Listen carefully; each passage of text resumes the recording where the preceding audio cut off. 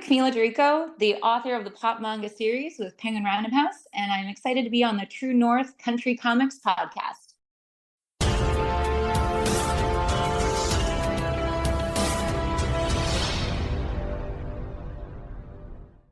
Welcome to the True North Country Comics podcast, dedicated to promote Canadian comic book and graphic novel creators and supporters. I'm John Swinimer. On this episode, I chat with Camilla about her creative offerings on tap for her exhibition at New York Comic Con 2024. Please like and subscribe to this website by hitting the subscribe button, so you'll be notified about new podcast interviews and article posts. This podcast is also available on Apple Podcasts, YouTube Podcasts, and YouTube Video, so please follow and subscribe to the podcast and video feed of your choosing. New York Comic Con is the United States East Coast's largest pop culture convention, and the only one that takes place in the comic book, publishing, media, and licensing capital of the world, New York City. From meeting celebrities to surprise appearances, to the top anime, cosplay, and gaming stars, and of course comic book creators from every corner of the globe, it's got a little of something for everyone to enjoy.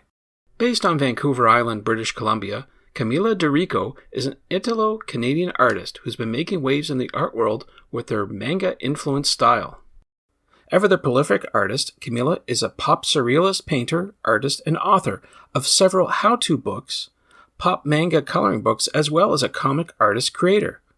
While also contributing to the vinyl art toy movement and expanding her style into fashion, accessories, toys, and other merchandise, she has distinguished herself through her ability to seamlessly weave comic art and manga with surrealistic elements, wrapping it all together with an extensive emotional palette. Her latest book is Pop Manga Flights of Fancy Coloring Book. With her new Pop Manga Flights of Fancy Coloring Book, Camilla launches you into an enchanted airspace. You'll find adorable fuzzy bees, delicate floating butterflies, and bubbly birds, all drawn in her signature pop surrealistic style. Mesmerizingly patterned backgrounds add extra coloring fun as you bring these winged black and white beauties to life. Without further ado, here's my chat with Camilla about her creative offerings on tap for her exhibition at New York Comic Con 2024. So Camilla, thank you very much for taking time to chat with me. Yeah, well, thank you so much for the opportunity. I'm excited to talk to you. Yeah, it has been a while. I think I was looking at my notes, and the last time we talked was almost 4 years ago. You were going to be doing something at Vancouver Comic Arts Festival, but I think it was all virtual at that time, which is unfortunate. Yeah, 4 years ago, I was still living in Vancouver, and now I'm actually living on Vancouver Island. I think it's actually been 4 years exactly since I've been here. So, wow. Yeah, big changes since we talked. Just a bit. Yeah. So before I get going with all the questions, I would like to know, what are you reading today? What's on your bedside reading table? It's an oldie, but a goodie. It's the Charlotte Bronte novel, Jane Eyre, which I've actually never read before. And I thought I've been reading a lot of supernatural romance. And so I thought I would just cleanse my palate and kind of do a Jane Austen, Emily Bronte, like an old romantic classics kind of tour de force. Sure. You can't go wrong there. Those are definitely that's a classic book for sure. Yeah. See, lots of movies made about it, but yes, exactly.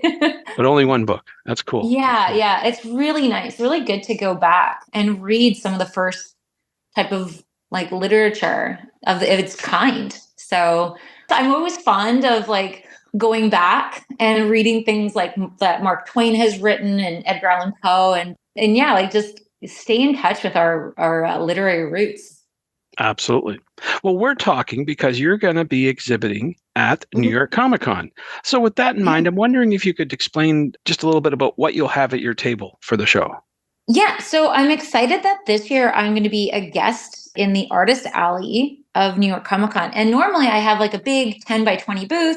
But this year I thought, it was such an honor to be invited as a guest. So I have a 6-foot table. And I'm going to be bringing a bunch of prints. So I missed going to New York Comic Con last year. And so this year I have a brand new holographic limited edition print. And I've got lots of prints and pins. But what I'm really excited to debut is my coloring book Flights of Fancy, which is the newest book that I'm releasing this year with Penguin Random House. That sounds pretty cool. Can you talk a little bit more about what this book is all about? Yeah, I'm slightly obsessed, one could say, with coloring books. um, so this one is a really fun book that really dives into my passion for anything that flies. So it's got bees and birds and butterflies, and even just like, random creations out of my own head, like flying pigs and flying girls and whatnot. It's a really cute, fun book. And I think it's going to be really great for people to kind of detach from their computer screens and just like get a little bit of art therapy going by just coloring in some of these fanciful creations that I've done. Yeah, that's important these days. I think we're all sort of glued to our screens. It's nice to take a little break, and this seems like a Yeah, perfect definitely. opportunity for it, for sure. Absolutely. So this convention is going to be at New York Comic Con. I wanted to ask Mhm. you, what do you like most about that? You've been there before. What's your I favorite thing about have. it? Well, New York Comic Con has such an amazing energy. What I love so much about New York Comic Con is the fact that they really, how do I put it, love their artists. So the Artist Alley is such a huge space, and it really celebrates the illustrators that, that have brought comic books to life. I mean, a lot of comic book conventions can kind of give artists like a tiny little space, and then they feature more of like the big companies and whatnot. But New York really loves its artists. So that's the one thing I find really unique and inspiring about New York Comic Con. So I love that. I love that they have like a section for independent toy companies too. It's a really fun convention, and it's nice, and it's all in just one building, and it's nice. Like you can go up and down. It gives you a variety of places to kind of really like dig into. Sure, sure. And lots of networking, I'm sure, that goes on as well. Yeah, absolutely. Yeah. Got to network. Yeah. So you mentioned that you're on the west coast of Canada, and this is Yeah. your opportunity to get to New York City. What do you like most about the Big Apple? Is there any one thing that you appreciate seeing? Well, New York is, I mean, if you've ever been to New York, or if you haven't and you want to go, you know that it's one of the most diverse cities that has so much culture. It has so much like art, and it also has Central Park, and it has tons and tons of independent stores and restaurants, and you can't find anything quite like New York Comic Con. What I'm really excited about is all of the Halloween stuff that they have going on. So, because I'm a huge Halloween nut, and I've already made a list of the haunted houses and the pumpkin tours that I'm going to do. I can't wait. Wow, sounds exciting. Hope you get to all of them. That's for sure.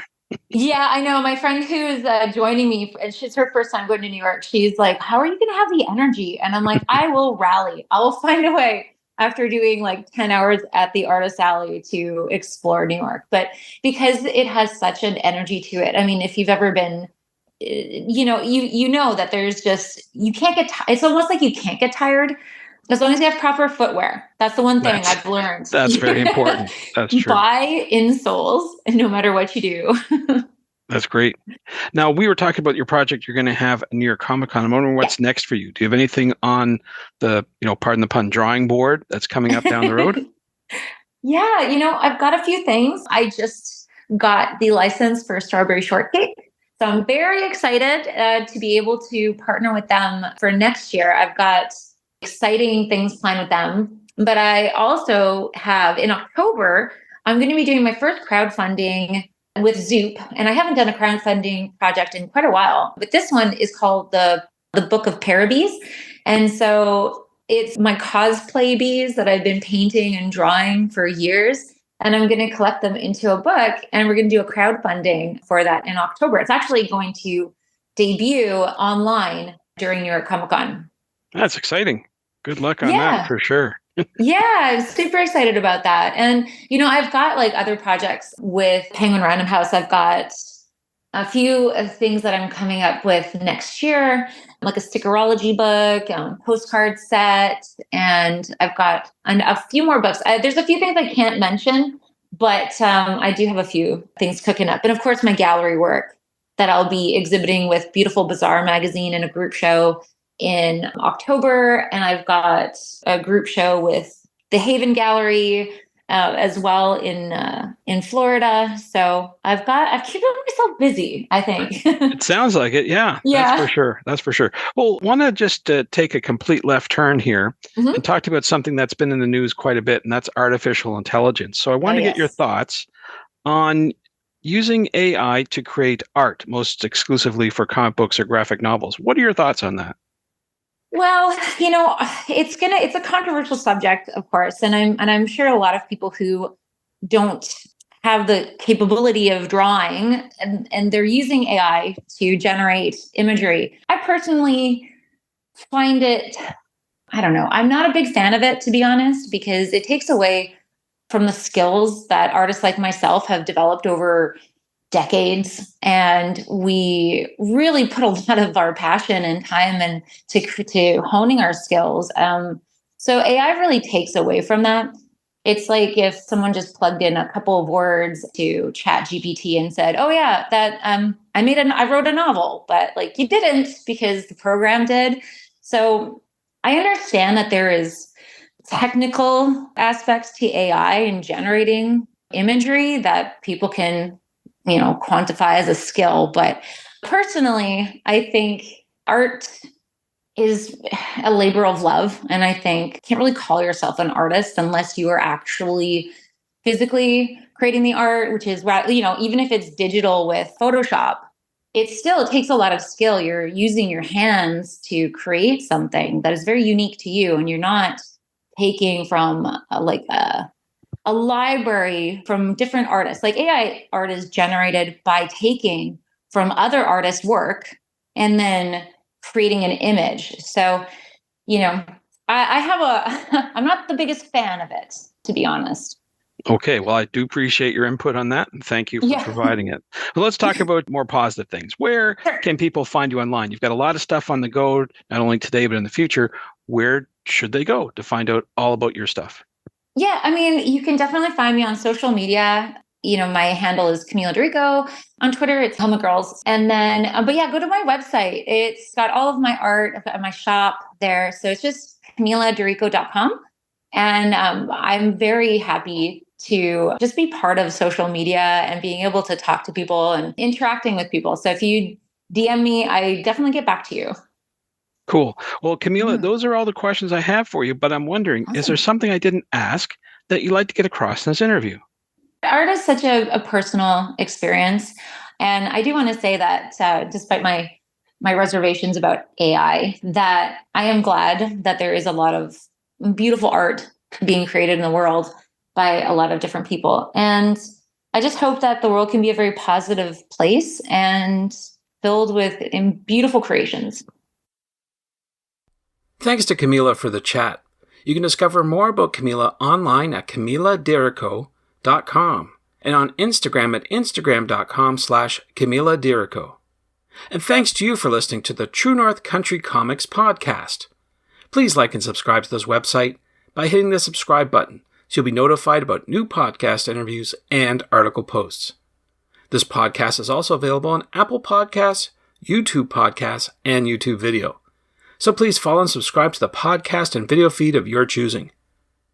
You can follow along at True North Country Comics on most social media sites. And remember, you can send any and all feedback to John at TrueNorthCountryComics.com. Thanks for listening, and come back soon for another episode. Bye for now. True North Country Comics Podcast is copyright True North Country Comics, copyright 2024.